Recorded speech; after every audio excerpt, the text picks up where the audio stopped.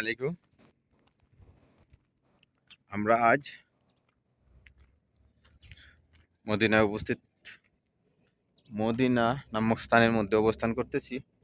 এটা হচ্ছে সেই মদিনা, যেই মদিনা মধ্যে নবী করিম সাল্লাল্লাহু আলাইহি ওয়াসাল্লামের স্মৃতি বিচরিত হয়ে রয়েছে। সেই এলাকা, সেই মদিনা শহর। সেই মদিনা শহর থেকে কয়েক কদম দূরেই শুধু মসজিদুল নববী,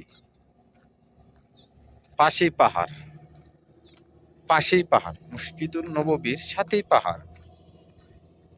তো পাহাড় সাথে থেকে শুরু হয়, 20 থেকে 50-100 গজ দূর থেকেই পাহাড়। আর সেই পাহাড়েই আজ অবধি পর্যন্ত সেই পাহাড় রয়ে গেছে।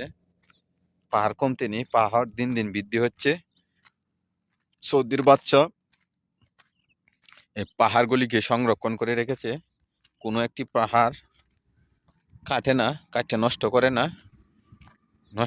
এটা তাদের খনিজ সম্পদ।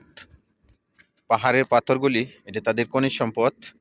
তাই এই খনিজ সম্পদকে কেউ নষ্ট করতে চায় না, নষ্ট করেও না, কারণ এটা ধরে রাখছে। খনিজ সম্পদ ঠিক থাকবে। যদি কোনো দিন দুর্ভিক্ষ আসে, অভাব অনটন হয়, তখন এই পাহাড়গুলিও যদি বিক্রয় করে, তো শত শত বৎসর সৌদি আরব চলতে পারবে, কোনো অভাব হবে না। শত শত বৎসর চলতে পারবে, কোনো অভাব হবে না। আর এই পাহাড়ের মধ্যেই চলাচল করে গাধা, উট। গাধা তো কারো গৃহপালিত পশু নয়।